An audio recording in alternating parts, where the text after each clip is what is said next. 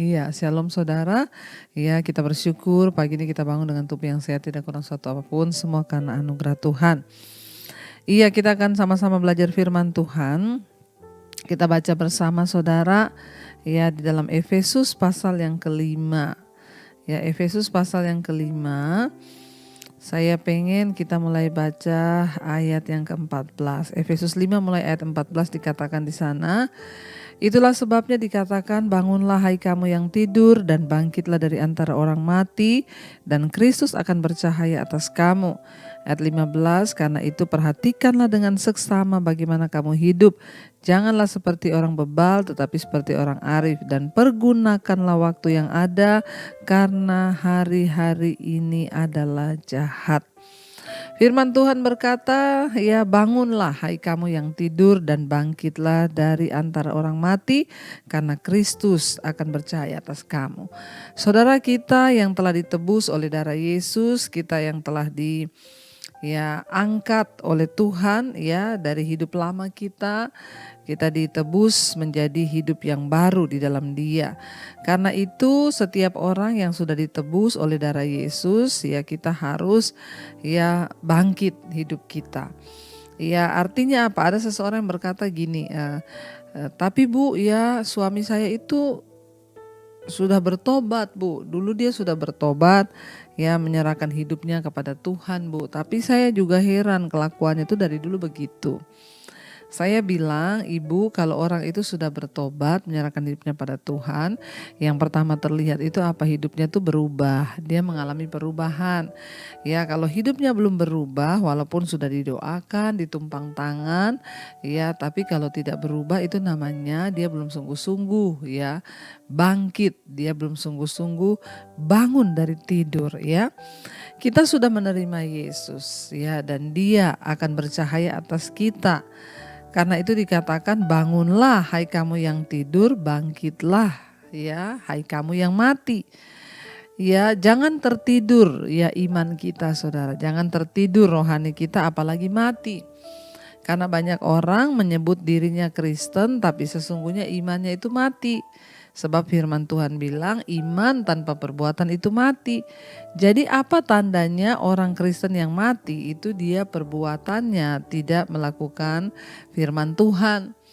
Ya, ketika kita masih hidup dalam sungut-sungut, amarah, kepahitan, kebencian, pertikaian, setiap hari ribut, berantem dalam rumah tangga, maka itu artinya kita ini masih tertidur, iman kita masih mati. Ini yang firman bilang, bangunlah hai kamu yang tidur, bangkitlah dari antara orang mati. Kalau hidup saudara berkata sudah kenal Yesus tapi Tuhan belum bercahaya atasmu. Sehingga yang mabuk masih mabuk, yang merokok masih merokok, yang judi masih judi. Ya, yang ibu-ibu yang cerewet masih cerewet, sehingga ya tidak ada perubahan dalam kehidupan kita. Apa tanda dari orang itu sungguh-sungguh ya Kristus sudah bercahaya atas hidupnya? Dia bangun dari tidur, dia bangkit dari orang mati rohani. Sampai kapan saudara kita mau hidup kayak gini-gini terus? Sampai kapan kita mengaku mengikuti Yesus, percaya Yesus tapi gak ada perubahan dalam hidup kita? Ya, dunia ini terus berjalan. Hidup kita terus berjalan, usia kita semakin bertambah. Kita juga gak pernah tahu sampai kapan Tuhan beri kita hidup. Tetapi yang terpenting sebenarnya ayo kita mengalami perubahan di dalam hidup ini.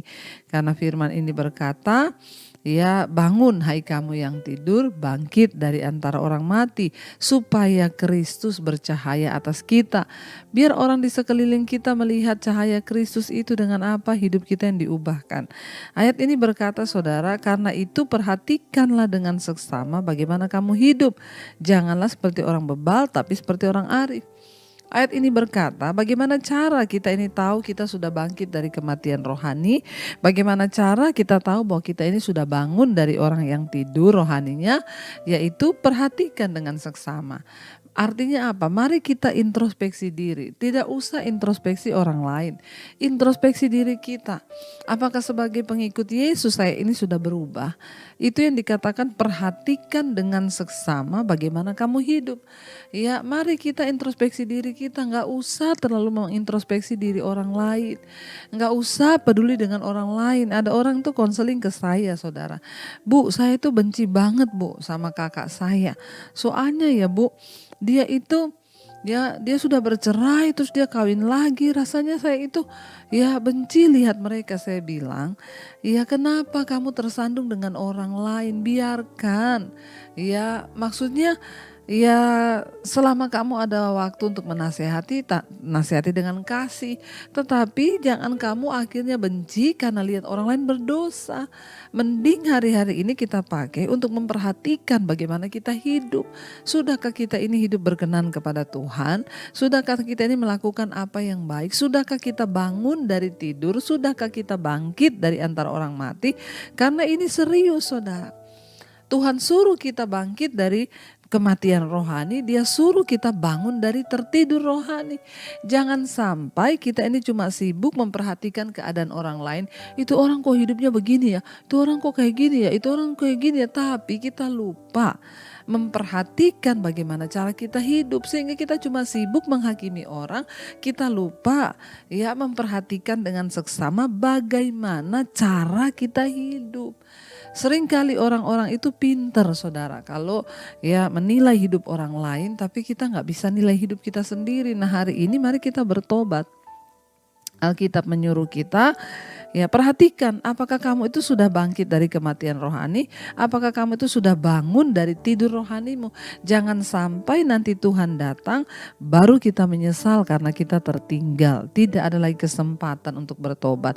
Saya berdoa saudara, mari kita hidup sungguh-sungguh menyenangkan hati Tuhan. Perhatikan dengan seksama bagaimana kamu hidup, jangan seperti orang bebal tapi seperti orang arif. Apa itu orang bebal? Orang yang tahu kebenaran tapi nggak mau melakukan. Apa itu orang bebal? Orang yang tahu aku ini berdosa tapi nggak mau bertobat. Itu artinya orang bebal. Sudah tahu kebenaran tapi pura-pura tidak mau melakukan. Sudah tahu bahwa ya kepahitan itu dosa, terus saja dihidupi. Sudah tahu bahwa mabuk itu dosa, terus saja mabuk. Sudah tahu merokok itu dosa, terus saja merokok. Sudah tahu berbohong itu dosa, terus saja berbohong. Tidak pernah ada perubahan. Sudah tahu selingkuh itu dosa, terus saja berselingkuh. Sudah tahu bahwa homoseksual itu dosa, terus saja hidup di dalamnya. Sudah tahu jadi pelakor itu dosa, terus saja mengganggu suami orang. Saudara, mari kita berubah. Jangan sampai firman Tuhan berkata kita ini menjadi orang-orang fasik. Ya, orang bebal yang tahu kebenaran tapi nggak mau berubah. Itu artinya engkau tidur, walaupun engkau Kristen, ya walaupun engkau mendengarkan firman Tuhan sekalipun. Makanya ada orang-orang yang datang berkata, Bu, itu ya saudara saya kelakuannya nggak berubah. Padahal dia itu tiap hari dengar khotbah Bu Debi loh. Ya bukan soal dia dengar siapa, mau dia dengar Tuhan Yesus sekalipun, buktinya aja Yudas yang bersama-sama dengan Yesus tiap hari dengar khotbahnya Yesus, kurang berkuasa apa Tuhan Yesus. Tapi dasar memang orang inilah yang menutup hatinya, menjadi orang bebal, tidur rohaninya. Makanya bersama Tuhan Yesus pun tidak mungkin dia bisa berubah karena memang hidupnya yang tidak mau berubah. Saudara, mari kita sungguh-sungguh menyadari. Mari kita sungguh-sungguh introspeksi diri. Ayat ini berkata, ya perhatikan dengan seksama bagaimana hidupmu. Selama masih ada waktu. Tuhan suruh kita perhatikan hidup kita. Dan bukan hanya itu dikatakan di sana. Dan pergunakanlah waktu yang ada karena hari-hari ini adalah jahat. Kita diberi waktu sehari 24 jam. Untuk apa kita pakai waktu kita? Kita diberi waktu sehari 24 jam, setahun 365 hari. Untuk apa kita pergunakan? Mari kita maksimalkan hidup untuk berdampak bagi keluarga, untuk berdampak bagi orang lain. Jangan sia-siakan waktumu dengan bermain handphone, ya main game, melakukan hal-hal yang tidak berkenan. Saudara, mari kita bertobat.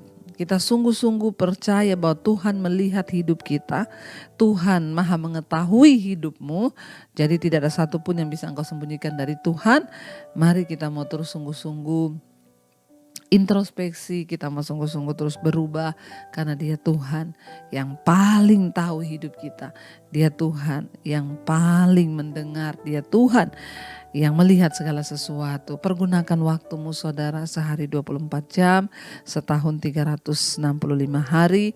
Kita pakai untuk memuliakan Tuhan. Hitung hari-hari kita agar kita semakin hari semakin hidup dengan bijaksana. Mari kita mau tundukkan kepala, kita mau sama-sama berdoa.